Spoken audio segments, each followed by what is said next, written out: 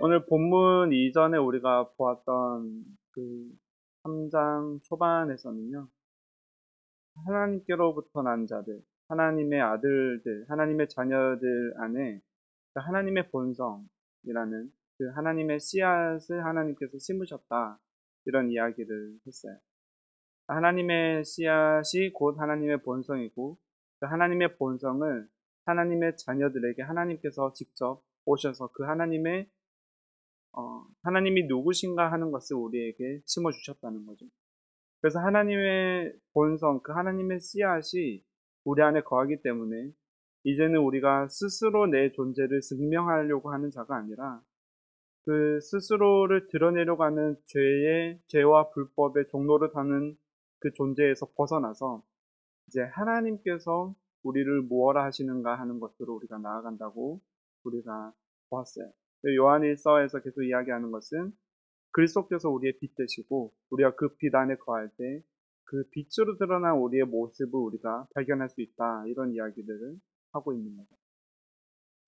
오늘 본문 10절에 그 강력한 대조가 나타나요. 사도 요한은 이 세상의 두 종류의 자녀에 대해서 이야기하죠. 하나님의 자녀들과 마귀의 자녀들, 이렇게 하나님의 자녀인가 마귀의 자녀인가가 드러난다고 우리에게 알려주고 있습니다. 그 두 존재에 대해서 우리가 오늘 볼 텐데요. 오늘 본문 10절에서 보면 의를 행하지 않고 형제를 사랑하지 않는 자는 하나님께 속하지 않고 마귀에게 속한 자라, 이렇게 우리에게 이야기하고 있습니다. 그 대표적인 예로 12절에 이야기하죠. 가인과 같이 하지 말라. 그는 악한 자에게 속하여 그 아우를 죽였으니 어떤 이유로 죽였느냐? 자기 행위는 악하고 그의 아우의 행위는 의로움이라. 이렇게 이야기하죠. 우리가 질문하게 되죠. 아벨이 과연 가인의 아우가 과연 의로운 사람이었느냐? 그리고 가인은 원래부터 악한 자였느냐? 이런 질문들을 우리가 가지게 되죠. 하나님께서 가인과 아벨의 제사를 어떻게 받고 어떻게 받지 않았는가에 대해서 이제 갑론을박이 많은데요. 우리가 성경 전반적으로 하나님께서 받으시는 제사와 하나님께서 기뻐하시는 그 모양들을 보면 과연 아벨 자체가 의로워서 아벨의 제사를 받았던 것도 아닌 것 같고요.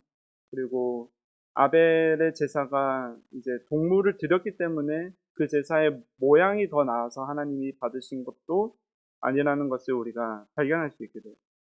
하나님께서 우리에게 이야기하시는 것은 순종이 제사보다 낫다. 그러니까 하나님 앞에 우리 자신을 완전히 굴복시켜서 하나님께 매달리는 그 가난한 심령에 대해서 이야기하고 있다는 거죠.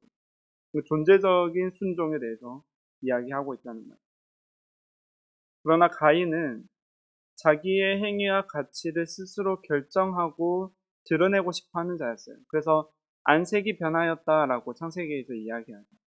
내 힘으로 내 존재를 증명하려고 했기 때문에 하나님의 선언에 대해서 인정할 수 없는 모습을 드러내는 거예요. 하나님의 온전히 기대어 있는 자였다면 하나님의 말씀이 선포됐을 때 주여 내가 어찌하여 주님 앞에 주님이 기뻐하지 못하는 제사를 드렸나이까? 그렇다면 나에게 그 방도를 알려주소서, 이렇게 고백하며 나아갔을 텐데 가인은 그렇지 않았어요. 안색이 변해서 나중에는 그 아우를 죽이기까지. 그 가인의 어둠 가운데 비추어진 하나님의 빛을 인정할 수 없었던 거예요. 빛이 우리에게 비추어졌을 때 우리는 그 어둠을 바라보게 되는데 우리의 드러나는 그 어두움을 우리가 인정하고 나아가느냐, 아니면 그것을 피하여서 계속해서 어둠으로 가느냐 하는 것이죠. 자신의 어둠을 끝까지 인정할 수 없었던 가인은 결국 하나님께서 빛으로 드러낸 그 아우의 모습마저도 드러내셨는데 그 안에 하나님 앞에 굴복하는 아우의 모습을 인정할 수 없는 거예요. 하나님의 선언을 죽이는 거예요. 가인은 아우의 제사, 자기보다 나은 아우를 죽였다라고 우리가 결론 짓는 것이 아니라 하나님의 선언, 하나님께서 받으시는 그 제사를 죽인 것으로 나타나는 거죠. 그래서 그것이 마귀에게 속하였다. 이렇게 이야기하는 거예요. 그의 행위는 악하고 그의 아우의 행위는 의로움이다. 그것이 하나님께서 악하다 하셨고 하나님께서 의롭다 하신 그 하나님의 선언에 대해서 가인은 등져버리고 그것에서부터 자신의 존재를 어떻게든 자신이 결정하고자 판단하고자 드러내고자 하였던 거죠. 13절은 이제 이렇게 이야기합니다. 형제들아 세상이 너희를 미워하여도 이상히 여기지 마. 그러니까 하나님께서 그 그리스도라는 빛으로 우리를 드러내실 때 우리는 어둠이 드러나잖아요. 그래서 우리가 처음으로 고백하는 것이 회개예요. 회개하라 천국이 가까이 왔느니라 라고 예수님께서 이 땅에 선포하셨던 것처럼 하나님이라는 그 빛이 우리 가운데 오셨을 때 우리는 그 빛 가운데 우리 어둠을 드러내고 우리 어둠을 슬퍼하면서 하나님 앞에 나아가는 거죠. 그런데 세상은 어떻게 하냐면 그것이 어떻게 어둠이며 그것이 어떻게 빛이냐. 우리 스스로 드러내고 우리 스스로를 증명하는 길이 우리 스스로를 살리는 길이다 하면서 우리를 미워하는 것이죠. 그러니까 우리 안에 드러난 하나님의 빛을 거부한다는 거예요. 가인과 같이. 하나님의 자녀가 되어서 하나님께 기대어 살기 시작할 때 세상은 그것을 거부한다는 거예요. 왜냐하면 자신의 어둠을 인정하기가 싫은 거거든요. 그리스도를 거부하고요. 하나님께 순종하여 나타난 하나님의 씨앗, 그 하나님의 본성이 드러나서 그 하나님의 본성에 기대어서 살아가는 그 피조물의 삶을 거부한다는 거예요. 하나님의 생명을 거부하는 것이. 하나님께서 영생으로 이 땅에 오셔서 영생으로 우리에게 주셨는데 그 영생을 거부하고 스스로 이 땅에서 보이는 것들을 붙잡으면서 그 안에서 영생하려고 하는 자들의 모습이라는 그것이 당연한 모습이다라고 요한은 우리에게 이야기하고 있습니다. 계속해서 우리는 형제를 사랑함으로 사망에서 옮겨 생명으로 들어간 줄 알거니와 사랑하지 아니하는 자는 사망에 머물러 있느니라. 13절에서 형제들아 세상이 너희를 미워하여도 이상히 여기지 말라. 세상이 미워하는 하나님의 자녀들이 하는 것은 세상에 맞서 싸워서 우리가 무언가를 이루어내자라고 이야기하는 것이 아니라 형제를 사랑함으로 사망에서 옮겨 생명에 들어간 줄을 알거니와. 그러니까 우리를 미워하는 세상에 대하여 우리의 삶의 모습은 사랑으로 나타난다는 거죠. 우리가 형제를 사랑했기 때문에 우리의 행동이 먼저 하나님 앞에서 의롭다 여김을 받았기 때문에 우리가 생명으로 들어가는 것이 아니라요. 하나님께서 우리를 사망 가운데 있는 우리를 불쌍히 여기시고 긍휼히 여기셔서 우리를 생명으로 옮기셨을 때 그러니까 하나님의 본성 그 영생을 우리에게 주셨기 때문에 우리는 형제를 사랑함으로 나아갈 수 있다라는 거예요. 결과가 되는 거죠. 하나님의 영생이 우리 안에 들어왔을 때 우리가 형제를 사랑하게 된다. 우리가 하나님 앞에서 내 교만과 내 자기 존재의 증명함과 그리고 내가 스스로 드러남을 모두 철저하게 하나님 앞에 내려놓고 자기 포기를 경험하게 될 때요. 우리는 비로소 내 이웃을 향한 하나님의 부르심, 내 이웃을 향한 하나님의 빛되심을 하나님의 긍휼과 그 사랑을 발견하게 된다는 것. 나의 어두움이 하나님의 빛 안에서 폭로되고 나니 저 사람도 나와 같이 사랑받아야 할 존재이고 나와 같이 그 빛 안에서 그 자유함을 누려야 할 영혼인 것을 인정되는 것을 그 하나님의 진리 안에서 서로를 하나님의 자녀로서 형제로서 인정하며 나아가는 것에 대해서 사랑이라고 이야기하는 것. 그런데 이제 그 사랑과 반대되는 개념이 이제 나오죠. 그 형제를 미워하는 자마다 살인하는 자니 살인하는 자마다 영생이 그 속에 거하지 아니하는 것을 너희가 아는 바라. 이것은 단순히 마음으로 미워하는 것도 살인죄다 하는 도덕적인 어떤 개념에 대해서 이야기하는 것이 아니고요. 형제를 미워하고 판단하며 내 스스로를 증명하려고 애쓰는 자의 상태가 하나님의 영생이 그 속에 거하지 않는 것. 그러니까 하나님의 부재 상태에 있다는 것이에요. 즉 여전히 빛이 드러났음에도 불구하고 하나님의 말씀이 우리 가운데 들려졌음에도 불구하고 여전히 사망과 마귀의 어두움 속에서 헤매이고 있는 우리의 상태에 대해서 고발하고 있는 것이죠.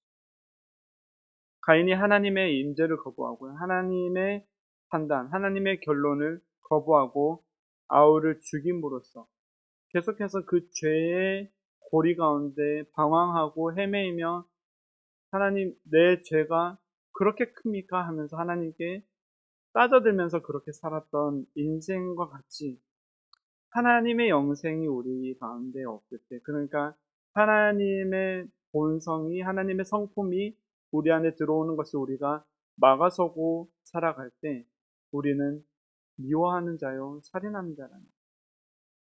하나님께서 사랑하는 자들을 우리는 마음으로 미워하고 살인하며 하나님의 성품, 하나님의 긍휼됨, 하나님의 시선이 머무는 것을 우리가 거부하고 살아간다는 거예요.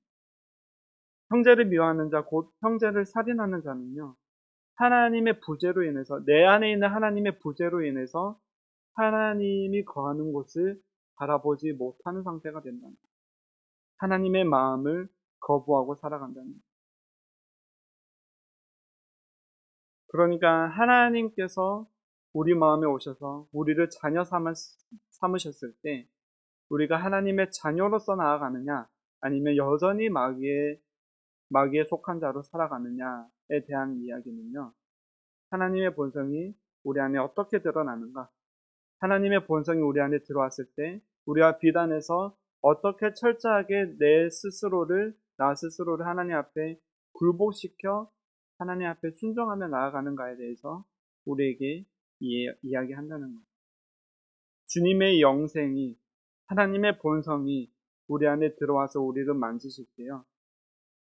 우리는 이제 크리스천이 되었으니까 우리의 인생이 드라마틱하게 바뀌는 것을 기대할지도 몰라요. 그런데 경험해 보신 분들은 알잖아요. 바뀌는 것 같으면서도 안 바뀌고 내 옆에 있는 사람도 바뀔 것 같은데 하면서 여전히 바뀌지 않는 모습을 바라보는 거죠. 그러나 우리 안에 들어오신 그 하나님의 본성을 우리가 바라보고 그 앞에서 순종하며 나아갈 때 그 하나님께서 주시는 신앙의 양심이 우리를 서서히 변화시킨다는 거예요. 그러니까 우리의 시선에 작동하는 그 시스템 자체가 변화하기 시작한다는 거죠. 이전에는 우리의 모습으로, 우리의 생각으로, 우리의 경험으로 이런 잣대들을 가지고 크리스천들을 뭐 판단을 하거나 아니면 다른 사람의 도덕적인 양심을 우리가 잣대질을 하거나 아니면 우리가 사랑할 수 있는 자, 내 사랑에서 벗어난 자, 내가 용서할 수 없는 자, 이렇게 우리가 어떤 기준을 삼았다면 이제는 우리의 시선에 이런 시선이 들어가기 시작하는 거예요. 나 같은 사람도 용서받았는데, 나 같은 자도 하나님께서 사랑하시고 자녀 삼았는데, 이런 고백이 우리 안에 터져 나오기 시작하는 거죠. 그래서 미워하는 자가 아니라 용납하는 자가 되고요. 살인하는 자가 아니라 함께 자기 포기를 하고 자기 고백이 이루어져서 함께 하나님 앞에 나아가는 자가 됩니다. 내 힘으로 이웃을 사랑하려던 내 힘으로 그러니까 도덕적인 어떤 모양이나 우리의 노력으로 내 이웃을 어떻게 선행을 베풀면서 하나님 앞에서 사랑을 하려고 했던 우리의 교만마저도 다 꺾이고, 주님, 제가 사랑할 수 없는 자입니다. 그러나 하나님께서 나를 사랑하신 것 같이 하나님께서 그를 사랑하는 줄을 제가 압니다. 라고 우리가 고백하면서 그 이웃을 향한 하나님의 사랑을 발견하면서 살아가기 시작합니다. 주님 앞에 완전히 나를 항복하고요. 나를 향한 하나님의 선언, 그리고 내 이웃을 향한 하나님의 선언, 우리 공동체를 향한 하나님의 선언이 무엇인가를 우리가 바라볼 때 하나님께서 어떻게 우리 안에 영생으로 거하시는가 하는 것을 우리가 바라볼 수 있게 됩니다. 우리 스스로 하려고 했던 모든 교만을 내려놓고 우리의 빛 대신 주님께 온전히 기대어서 우리 안에 심겨 주신 그 하나님의 본성이 과연 무엇인가 하는 것을 우리가 발견하길 소망합니다. 그것을 통해서 우리가 형제를 사랑할 수 있게 되고 그것을 통해서 함께 하나님의 자녀된 그 자유함과 기쁨을 누리게 되는 것. 우리 안에 있는 그림자, 우리 안에 있는 어둠을 인정할 때. 그래서 우리는 더욱더 가난한 10년 가운데 하나님의 도우심을 구하며 나아가게 될 것입니다. 우리의 본성이 드러났을 때요. 우리의 본성을 하나님께서 선언하실 때요.